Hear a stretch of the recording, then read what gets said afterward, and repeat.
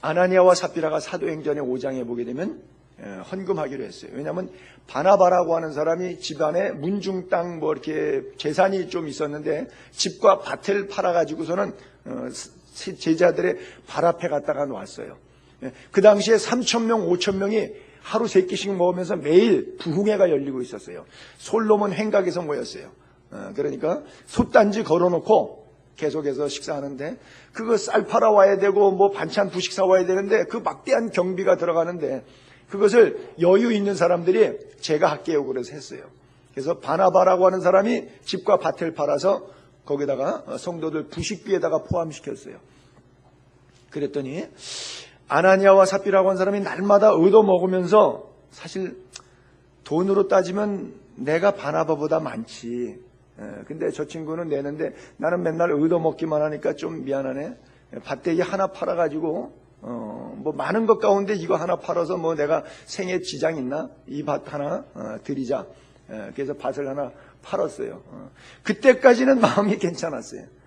근데 딱 팔고 현찰을 딱 치고 돈을 쓰다 보니까 이게 빳빳한 돈이 팍팍팍 돌아가는데 세는데 손에 입감이 아주 부드럽게 좋게 느껴지더란 말이지. 이게 너무 아까워. 갑자기 심리적 중풍 현상이 떨림이 왔어요.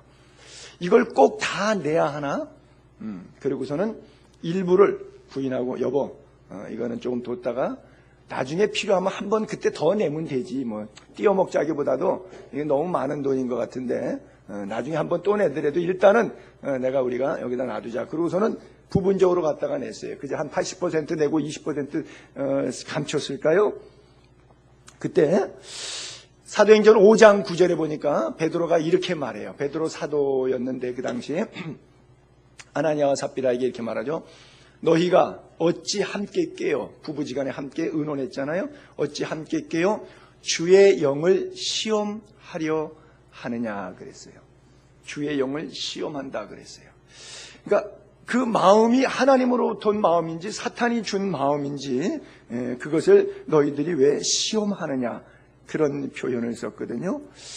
그러니까 영적인 면에 있어서 우리가 순간순간 내게 주어지는 경제 문제, 인간관계 문제, 사업 문제, 최종 결정 문제를 이게 하나님의 뜻으로 영적으로 분별해서 잘 결정을 순종하는 것이 굉장히 어렵다는 얘기죠. 말로 들려지는 것, 나타난 현상으로만 보면 절대 안 돼요. 그 속에 숨겨진 게 있기 때문에. 보세요. 사도행전 16장에 보게 되면 이제 마케도냐인의 부름을 받아갖고 사도 바울이 빌립보에 갑니다. 날마다 기도처가 있는가요? 문 밖 강가에 가서 모인 여자들에게 설교해요. 그래서 날마다 거기를 왕래하는데 귀신 들린 여자가 있어요. 그 귀신 들린 여자가 날마다 바울 지나갈 때마다 이렇게 소리 질러요. 그가 귀신 들린 여자예요. 바울과 바나바, 누가 디모데죠? 따라와요. 뒤에서 쫓아오면서 귀신 들린 여자가 소리 질러요. 이 사람들은 지극히 높은 하나님의 종인데 구원의 길을 너희에게 전하는 자야. 이러는 거예요.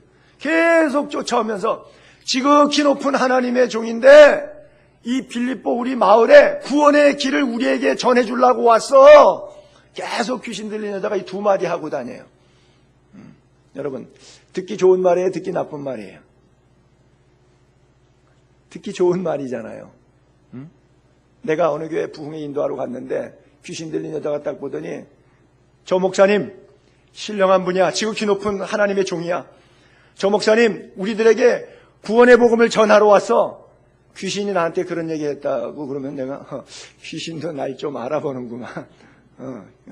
귀신이 고칼 노릇이라 그러더니 귀신도 나를 알아보면 내가 기분이 좋을 것 같아. 근데 그 다음 절에 보니까 날마다 이렇게 이같이 여러 날을 하는지라 바울이 인정감을 받아서 기분이 좋게 느껴진 것이 아니라 괴로워했어요. 그렇죠? 돌이켜서 그 귀신에게 이르되 예수 그리스도 이름으로 내가 명하노니 그에게서 나오라 하니 귀신이 즉시 나왔다 했죠. 바울이 괴로웠어요. 이게 뭐예요? 말이 틀려서 괴로운가요? 그 말하게 하는 영, 악령이 시키는 말이기 때문에 말은 문제가 없어요. 말은 문제가 없어. 저기 어디에서 속상하는 말이 있어요? 지극히 높은 하나님의 종, 구원의 길을 너에게 전하는 자, 하나 문제 없어요. 근데 성령이 하는 말이 아니라 악령이 하는 말이기 때문에 괴로운데, 바울은 이게 구분이 됐어요. 저는 이게 구분이 안 되는데, 누가 저렇게 말해주면 귀신도 날 알아보네 하고 내가 영웅심, 소영웅심에 있어서 기분이 좋아할 것 같은데, 바울은 기분이 안 좋아요. 괴로워요. 왜? 속 사람을 들여다보니까 그게 아닌데요. 목회하다 보면 예를 들어서 대형교회들은 이렇게 당회를 해요. 장로님들과 함께 의견해요. 그럼 목사님이 뭔가 기도하는 가운데 우리 교회가 나아가야 될 방향에 대해서 뭔가 꿈을 가지고 기획해요.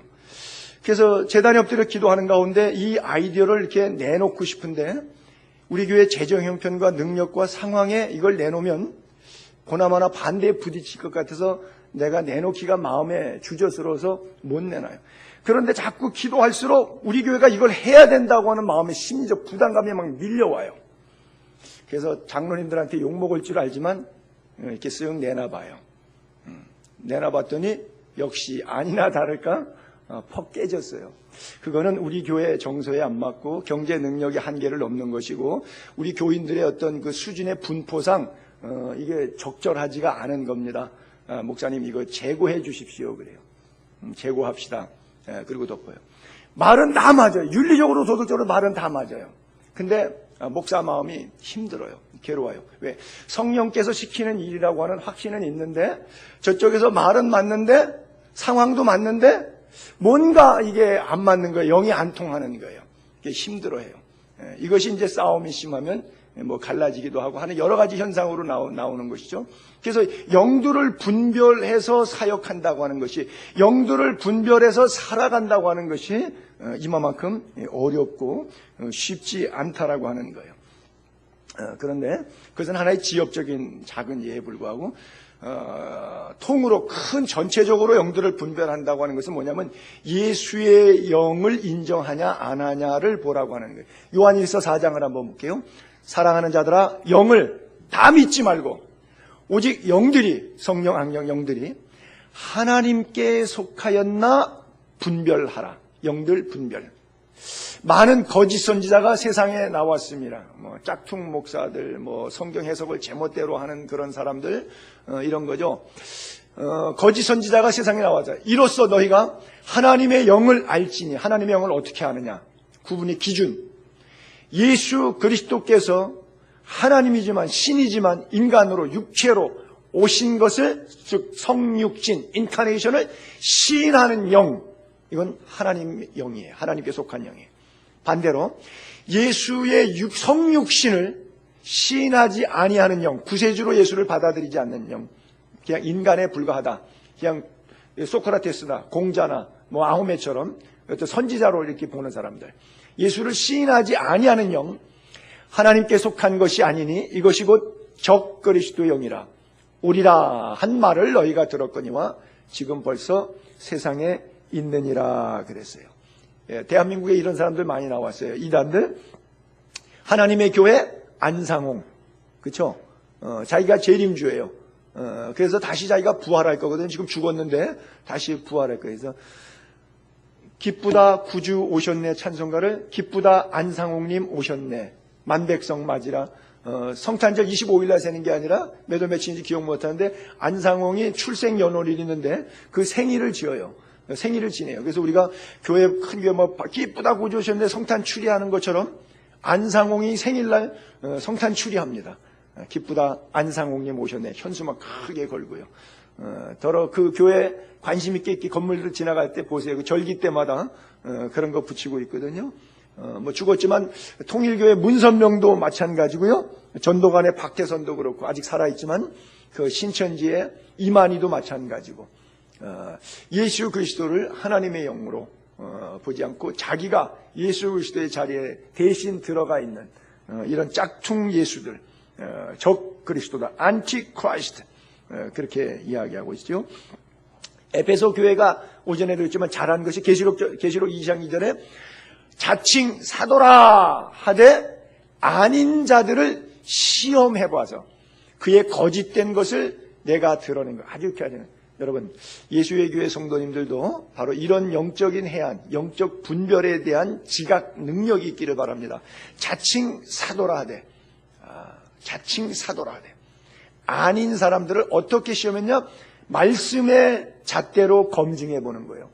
성경에 있는 범주냐, 성경에 벗어난 범주냐. 그래서 거짓된 것을 드러냈다. 자, 마태복음 7장 15절에 거짓 선지자들을 삼가라.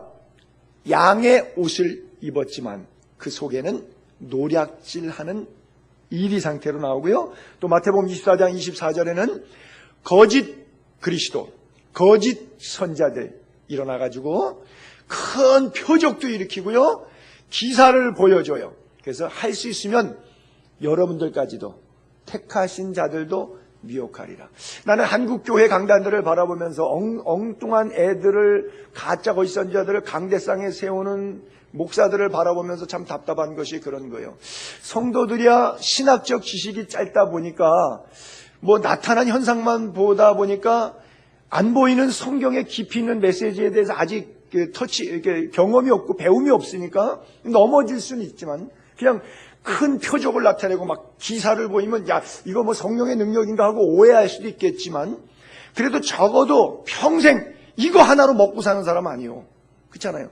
자동차 고치는 사람은 자동차 매뉴얼 보고 어디 뭐 바퀴 고치고 뭐 나사 쪼고 엔진 고치고 커넥트 밸브 연결하고 그런 거 전문적으로 알잖아요. 목사는 뭐가 전문이에요? 다른 거 무식해도 이거 하나는 전문이에요. 목사가 뭘로 먹고 살 건데?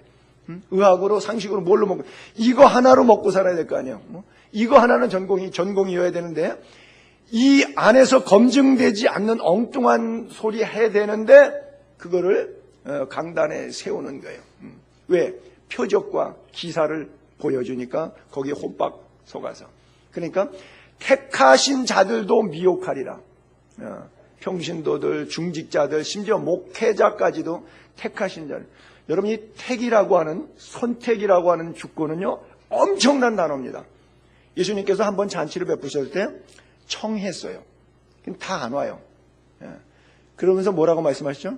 청함을 받은 자는 많되 택함을 입은 자는 적다 그랬어요. 교회는 청함 받아서 교회는 많이 나와요. 교회 나온다고 다 천국 갑니까? 안 그렇죠. 교회 안 나온 사람도 지옥 가고 교회 나온 사람도 지옥 가죠. 그렇죠? 다 지옥 가요.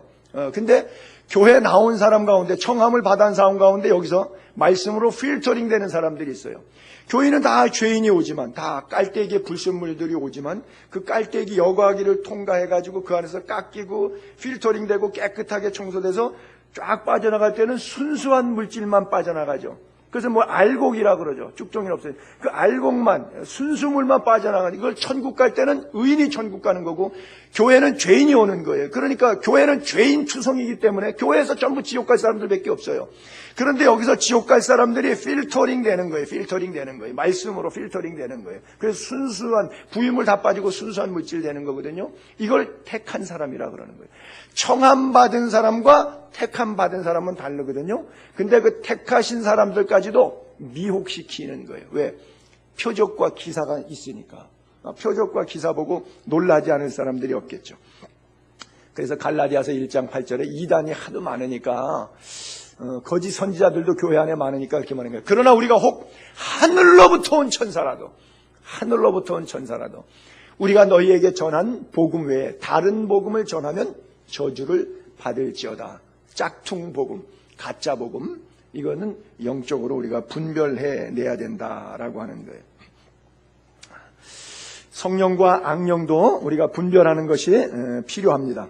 그런데 교회 안에서 결정짓는 모든 행해지는 문제들, 또 예언들, 이게 성령의 생각인지 안 그러면 말하는 자의 개인의 생각인지 분명히 성경으로 우리가 점검해야 돼요.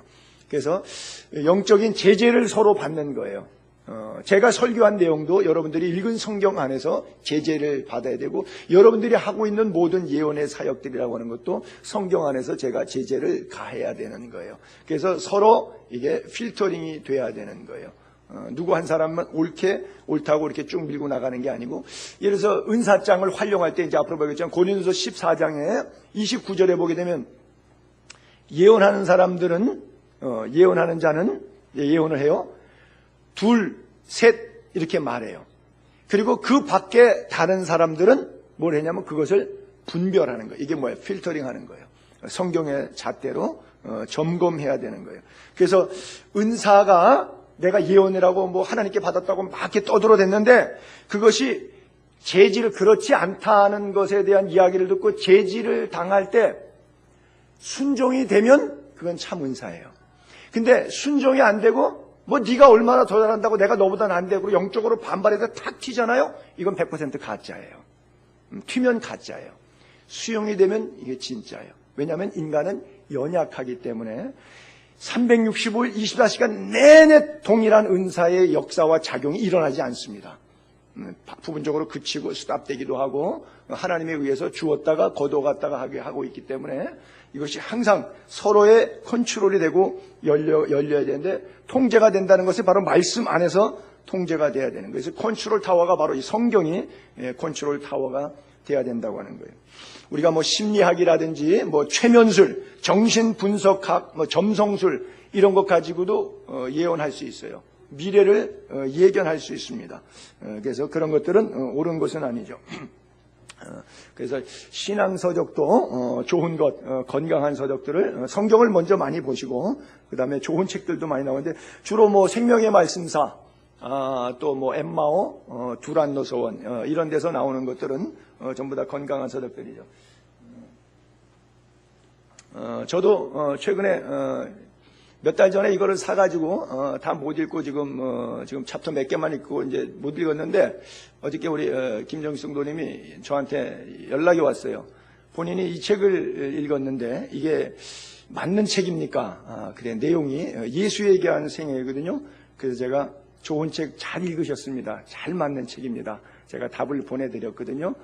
그래서 또 후속책을 읽으신다 그러는데 이분이 이제 나이가 96세 되신 김형석 교수님이에요. 저희가 대학 시절에는 김동길 교수라든지 김형석 교수라든지 안병무 이런 박사님들이 젊은의 지성의 모든 에세이를 컨트롤할 그런 지성의 컨트롤 타워 역할을 하셨던 분이거든요. 근데 지금도 96세인데 대학에 강연 다니실 정도로 건강하신 분인데 신앙심이 굉장히 깊으신 분인데 뭐 이렇게 표현한 건 뭐하지만 웬만한 목사님보다 영성과 지성이 탁월하세요. 그런 분이 또 한 분 있죠. 뭐 이어령 교수 같은 분, 지성에서 영성으로 아주 굉장히 좋은 책들을 많이 내셨는데 이분들은 자기가 갖고 있는 지식, 어떤 사람들은 자기 지식 때문에 예수를 못 믿어요. 과학적이지 않다, 비상식적이다. 왜? 기적이 하도 많으니까. 근데 이분들은 지식의 최고봉에 오르고 나니까 그 지식의 근본이 여호와 하나님이었다는 걸 깨달은 거예요. 그래서 그 차원에서 자기가 지식적으로 받아들인 성경의 사복음서 내용을 쭉 이렇게 내레이션으로 받은 은혜와 감동을 자기의 지적인 인문학 수준에서 불신자들에게까지 이해될 수 있도록 이렇게 쭉 이렇게 내레이션 펼쳤어요. 참 좋은 책이에요. 뭐 이런 책들은 여러분들이 다 읽어보실 만한 그런 책들이죠. 어쨌든 책을 읽다가 잘 분별이 좀 안 되고 이거는 내가 볼 때 성경적인 것 아닌 것 같다라고 할 때는 그런 책들을 저한테 가져오셔서 한번 자문을 구하셔도 좋아요. 그래서 항상 신학자나 목회자의 도움을 받는 것이 좋고요. 우리가 피차 부족하기 때문에 그걸 그냥 겸손하게 수용하는 것이 올바른 것이지 네가 뭘 안다고 그래 이렇게 하면 그건 반발하면 옳은 것이 않죠. 안 흔들릴 것 같은 사람들도 막 흔들리는 것이 말씀 앞에서 영적 분별이 안 될 때요. 제가 영적 분별을 잘하고 예언의 메시지로 설교를 잘해도 내일 가가지고 어떤 나에게 어떤 상황과 문제가 딱 맞닥뜨렸을 때 이것을 마귀가 광명의 천사로 가지고 와서 나에게 어떻게 호렸는데 내가 모르고 하나님의 뜻으로 알고 그걸 결정하고 그렇게 말하고 따라갈 때가 있어요. 어제까지 괜찮은 사람이 오늘 안 괜찮을 수 있단 말이죠. 그게 바로 마태복음 16장의 베드로의 사건인데 바요나 시몬아 복되도다. 그리고 곧이어서 사탄아 내 뒤로 물러가라고 했던 것처럼 우리는 한순간도 방심하면 안 되는 거예요. 여인이 나온 자 중에 가장 큰 사람이 세례 요한이에요. 그는 흥하여하겠고 나는 쇠하여 하리라. 오직 예수에게 집중된 사람이에요. 그런데 이 사람이 감옥에 들어갔어요. 헤로드 왕이 이제 목을 치기 직전이에요. 그러니까 감옥에 있으면서 힘든 거예요. 예수님이 나 왜 안 꺼내주나. 이런 마음속에 개인적인 갈등과 삶의 연민에 대한 고민이 영적으로 흐르게 만들어요. 순간적으로. 예수님 보고 뭐라 그랬냐면 보라 세상 죄를 지고 가는 하나님의 어린 양이로다 그랬어요. 너 어떻게 하니 그랬더니 여호와의 영광이 내를 덮었을 때 성령이 비둘기같이 누구 위에 임하는 것을 보면 그가 바로 메시아라고 나에게 예언으로 임했다는 거죠. 근데 자기에게 세례를 받으러 오는데 예수님의 머리 위에 성령이 비둘기같이 임하는 걸 보니까 보라 세상 죄를 지고 가는 하나님의 어린 100% 완벽한 예언이고 완벽한 성취고 완벽한 믿음을 가졌어요. 그 정도 믿음을 가진 세례 요한이 흔들리기 시작하는 거예요. 어느 날 갑자기 그 확신했던 예수님을 바라보니까 당신 메시아 맞아요? 안 맞아요? 당신이에요? 아니면 다른 메시아 우리가 기다려야 되는 거예요? 아니 보라 세상 죄를 지고 가는 하나님이 그렇게 분명하게 말하고 성령이 비둘기같이 임하는 걸 보고 목격하고 말하고 100% 확신한 사람이 며칠 지나서 자기 감옥에 앉아갖고 영분별이 안 돼서 심리적으로 흔들리는 거예요. 마태복음 11장 2절부터 요한이 감옥에서 그리스도께서 하신 일을 듣고 자기 제자들을 보냅니다. 예수님 좀 만나고 오라고. 예수님이 면회를 안 오시니까 예수께 여짜오되 오실 그이가 메시아가 당신이 오니까 아니면 우리가 다른 메시아 올 때까지 기다려야 됩니까? 메시아로 안 보는 거죠 지금 예수를. 그러니까 이런 질문하죠. 100% 믿는다면 이런 질문이 필요 없는 질문이에요. 오실 그이가 당신입니까? 다른 사람 기다릴까요? 예수께서 대답하시는데 참 대답이 독특하십니다. 정확한 대답을 안 주시고 둘러대는데 정확한 대답을 둘러대시는데 이해가 될런지 모르겠어요. 예수께서 이르시되 너희가 가서 듣고 보는 것을 요한에게 말해주라. 뭐냐? 맹인이 보며 못 걷는 사람이 걸으며 나병 환자가 깨끗함 받으며 못 듣는 자가 들으며 죽은 자가 살아나며 가난한 자에게 복음이 전파된다 하라. 할렐루야. 이거예요. 복음이 전파되고 지금 내가 감옥에서 죽을 거냐 살 거냐 밥 한 술 더 먹을 거냐 1억이냐 10억이냐 왔다 갈 거냐 이것 때문에 영적 분별을 어떻게 해야 좋을지 그냥만 맞습니까? 더 기다려야 됩니까? 헷갈리고 있는데 그것 말씀하시지 않으신 거예요. 뭐예요? 복음이 전파된다. 이거면 되는 거예요. 영적 분별은 바로 그거예요. 복음이 복음답게 서 있느냐, 나의 상황과 물질과 환경을 떠나서 내 안에 복음이 복음답게 서 있느냐, 내 안에 복음이 무너졌느냐, 그것을 본다는 거예요. 그래서 6절에 누구든지, 예수님의 말씀이 이게 굉장히 무서운 말씀이에요. 누구든지 예수 때문에 실족하지 아니하는 자는 복이 있도다 하시니라 그래요. 예수 믿다가 실족하는 사람들이 많죠. 목사님들도 예수 믿다가 목회하다가 개척해가지고 예수님 때문에 실족해갖고 목회 그만두는 사람들이 한둘이 아니에요. 지가 잘못해갖고 지가 비복음적으로 목회해갖고 하나님의 말씀의 뜻이 이루어지지 않았는데 예수에게 그냥 화를 내는 거예요. 자기가 비복음적, 복음의 변질 이런 것들이 된 것을 알지 못하는 것이죠. 사도 바울은 그 반대로 세례 요한은 흔들리지만 사도 바울은 흔들리지 않죠. 아시다시피 빌립보 감옥에 갔을 때 기도하고 찬송하며 죄수됐더라. 옷 찢기고 매 맞고 감옥에 갔지만 옷 찢기고 매 맞았다고 위축돼가지고 하나님 나를 석방시켜 주세요. 주의 종이 이렇게 개망신 당하면 힘들지 않습니까? 하나님의 영광을 위해서 목사가 조금 뽀다고 좀 나야 되겠는데 이렇게 너무 비참하고 경제적으로 힘들고 어려우면 이래갖고 나 때문에 하나님의 영광 가릴까봐 두려워요. 뭐 이런 쓰잘데기 없는 기도 안 했어요. 옷 찢기고 매 맞고 감옥에 갇혔지만 오히려 기도하고 찬송하고 Thank you God, praise the Lord 찬양했어요. 옥문이 열리더라고요. 그냥 착고가 풀리더라고요. 그냥 간수의 가정이 구원받더라고요. 모든 것이 복음으로 귀결되더라고요. 복음으로 귀결돼. 하나님의 능력의 역사가 바로 그 영적인 분별의 바른 삶은 바로 그거예요. 로마에 또 감옥에 갔습니다. 빌립보에서도 감옥에 갇혔지만 사역 2차 전쟁 초기에 50년경에 그 다음에 10년 뒤에 60년경에는 로마의 감옥에 갇히죠. 이제 그리스 빌립보의 감옥에 있다가 10년 뒤에는 로마의 이태리 감옥에 들어갔어요. 그리고 거기서 빌립보 교인들에게 편지를 보내줬어요. 그러니까 빌립보 교회 교인들은 10년 전에 자기네 교회를 개척했던 목사님이 로마에 갔는데 감옥에 갔다 그러니까 목사가 뭘 잘못해갖고 감옥에 갔나 이래갖고 교인들 가운데 좀 힘들어요. 하나님의 일 때문에 간 거야. 어떤 사람은 또 반대로 뭐 하나님의 일을 하면 목사가 뭔가 잘못했으니까 갔겠지. 그 목사 평소에 싫어했던 사람은 목사 감방 갔다고 꼬사해가지고 하나님의 일은 하나님은 무슨 이 하나님의 일이야. 그 목사 뭔가 지금 뭐 재정 비리가 있거나 뭐 성적 타락이 있거나 문제가 있어서 갔을 거야. 뭐 하여간 교회 안에서 시시비비 말이 많아요.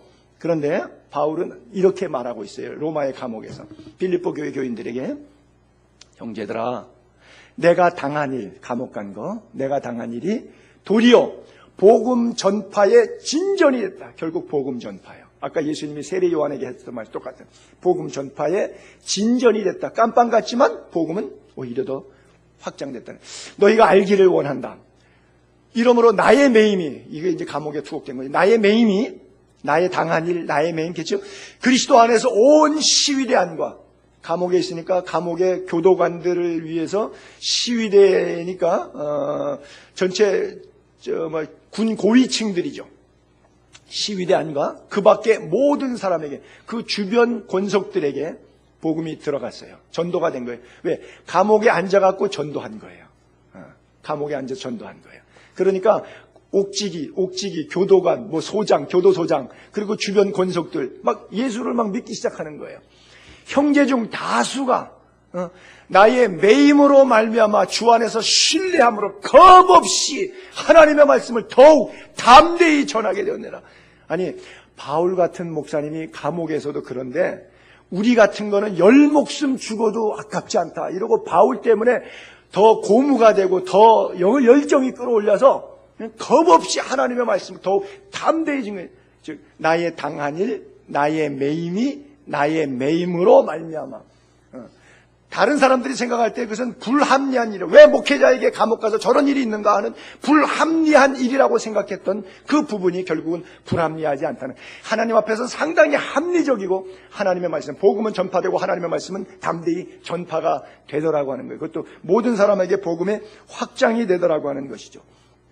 여러분, 그 빌립보서 저거 1장인데 마지막 4장의 끝부분에 가서 안부를 쭉 물으면서, 항상 바울 서신 끝에가 안부예요. 근데 이런 문안 안부가 나오죠. 이렇게 마감하고 있어요. 빌립보서는 그리스도 예수 안에 있는 성도에게 각각 문안하라. 나와 함께 있는 형제들, 나와 함께 있는 형제들은 감방에 있는 형제들이겠죠.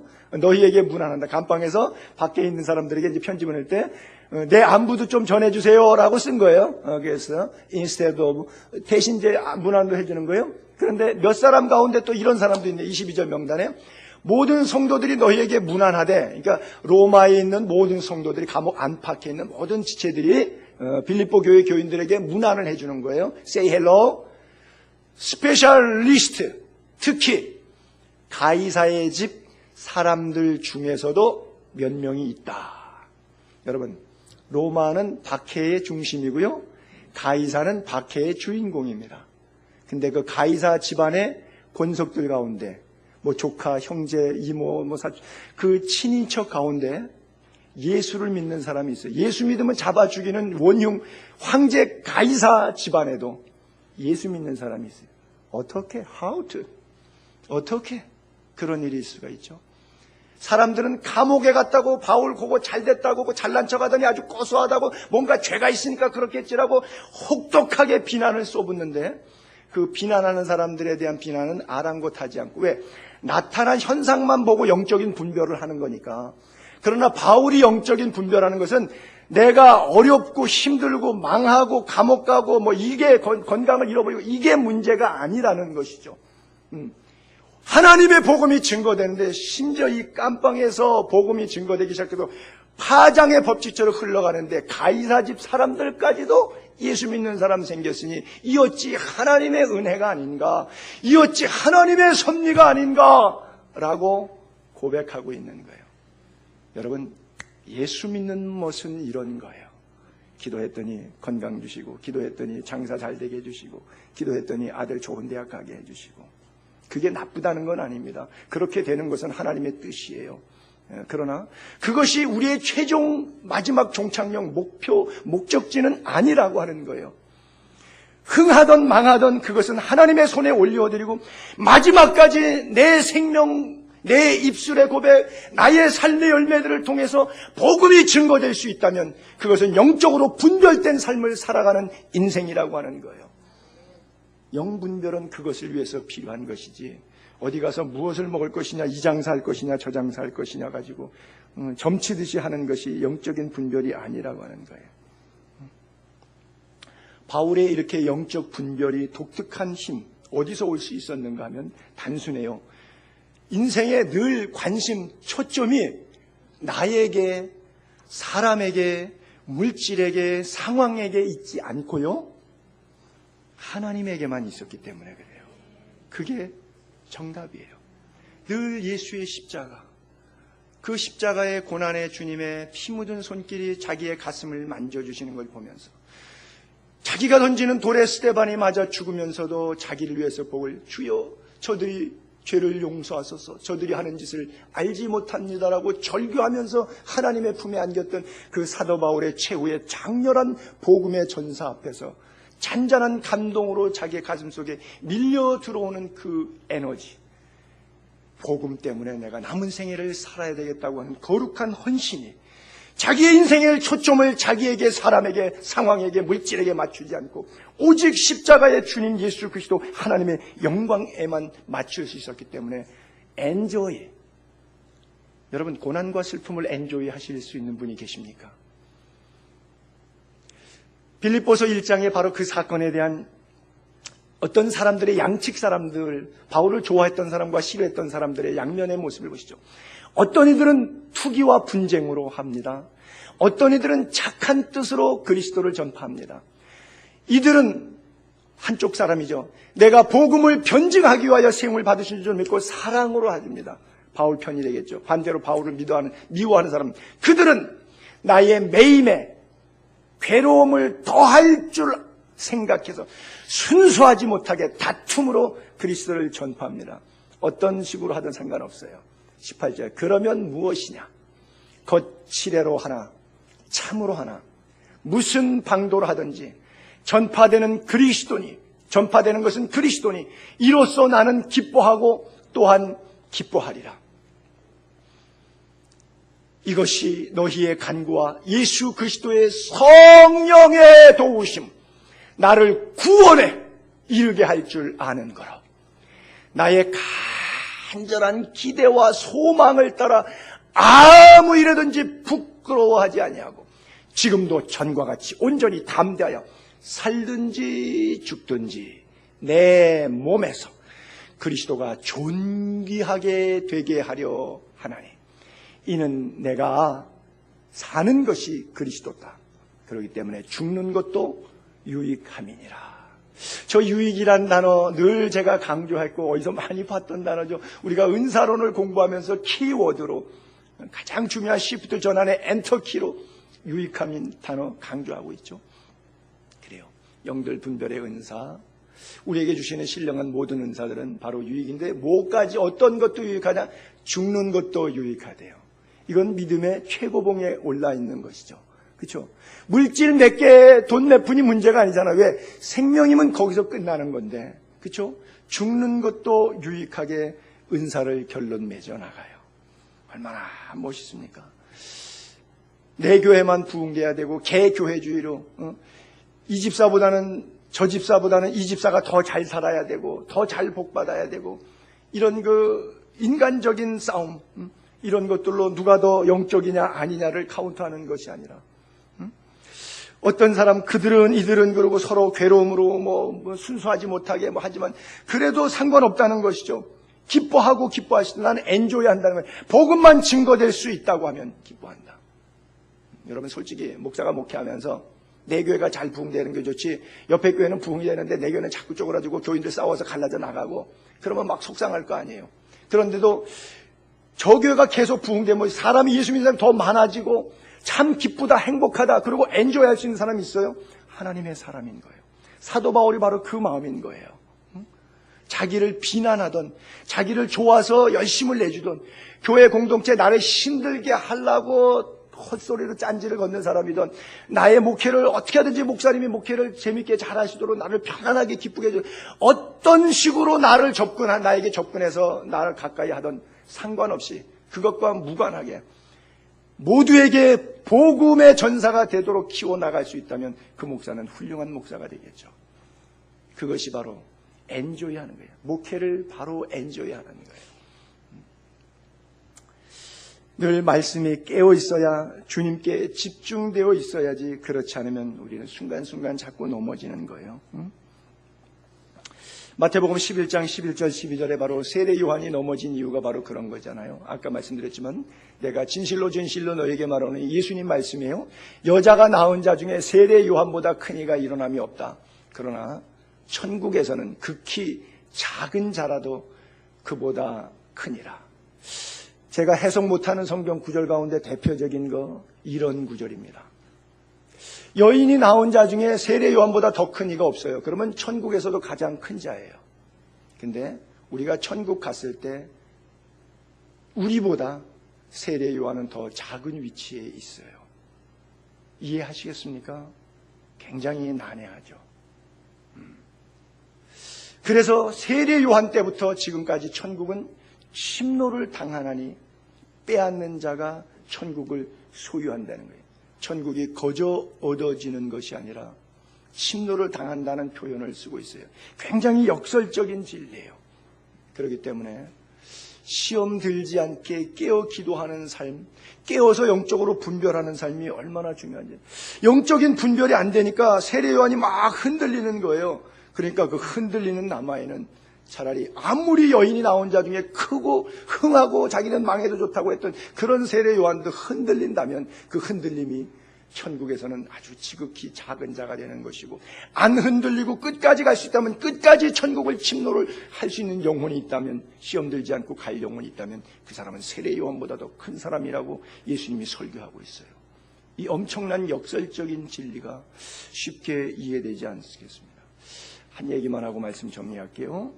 엘리야가 시험 든 이유도 성경에 보게 되면 불을 내리고 물을 3년 6개월 만에 비를 내리고 갈멜산에서 바알과 아세라 850명을 죽이고 불 내렸던 선지자가 로뎀나무 아래 가서 자살 기도했을 때의 모습, 왕상 19장 2절에 뭐라 그랬냐면, 불 내린 사건 이후 그 다음날 아합 왕의 부인 이세벨이 신하를 하나 보냅니다. 엘리야에게.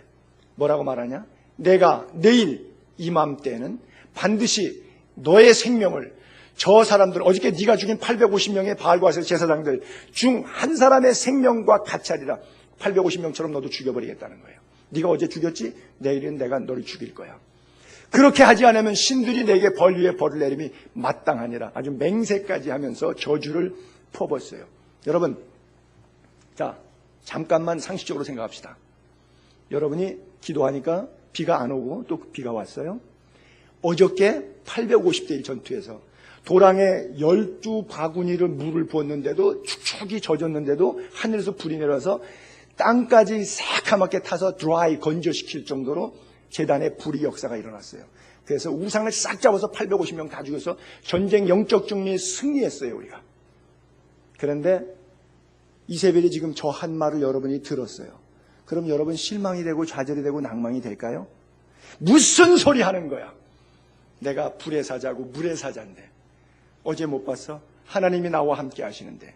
그리고 더 담력을 얻어서 이세벨, 네가 죽지 못해서 난리가 났구나. 하나님이 너에게 손을 대시리라. 뭐 이러고 더 강하고 담대하게 나가지 않겠습니까? 보통 사람 같으면 그래요. 근데 아주 신령한 이 영적인 사람은 거기서 자빠져 버리네요, 그냥. 아니, 그 소리를 듣고 그렇게 실망이 돼요? 저는 이해가 잘 안 되는 거예요. 그가 이 형편을 보고, 그게 뭐예요? 그 소리 들은 거예요. 자기 생명을 위해 도망해요. 아니, 아합과 이세벨이 얼마나 죽이려고 많이 찾아서요. 그때 그렇게 담대했던 엘리야 아니었습니까? 얼마나 담대했어요. 죽이려고 많이 쫓아졌잖아요. 근데 그때마다 하나님께서 간 곳마다 보호하시고 위태한 길 면케 하시고 사렙다 가부분에서 3년 동안 먹을 것 끊어지지 않게 하시고 오히려 기적으로 시돈 사렙다 가부의 가정에 축복하시고 위대한 역사를 이뤘는데, 생명의 근원이 하나님께 있는데 자기 생명이 이세벨의 손에 있다고 생각해갖고 그 소리 때문에 도망을 가요? 주혜정 목사가 창피하지도 않아서 차라리 칼을 물고 죽지. 그게 뭐 하는 거예요 지금?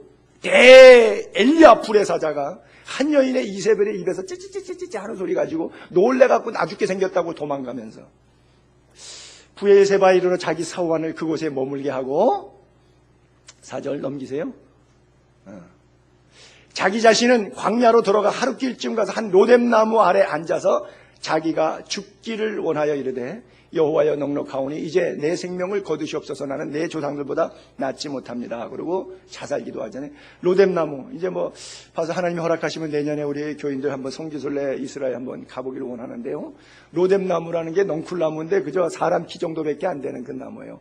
그저 뭐 낙낙장성 한 5m 10m 이상 쭉쭉 뻗은 그 소나무 그늘도 있는데 그 밑에 가가지고 있는 것도 아니고요. 넝쿨 같은 거 그냥 사람 키만한 거 그 밑에 찌그러져 들어가가지고 로뎀나무 속에 앉아가지고 죽기를 원해요.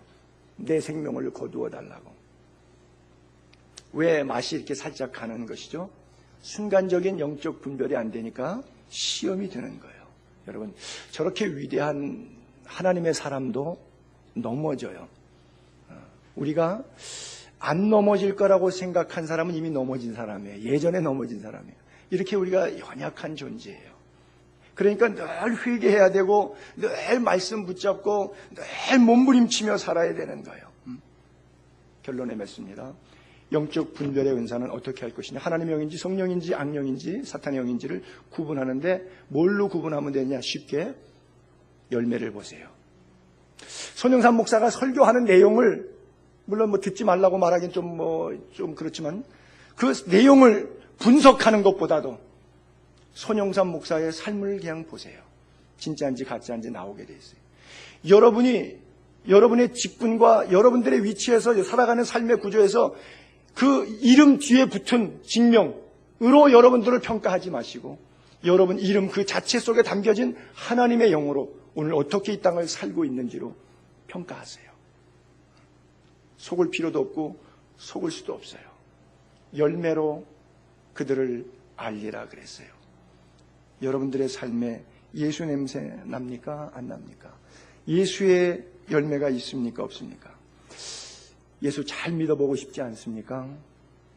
영적 분별된 삶을 살아야 하지 않겠습니까?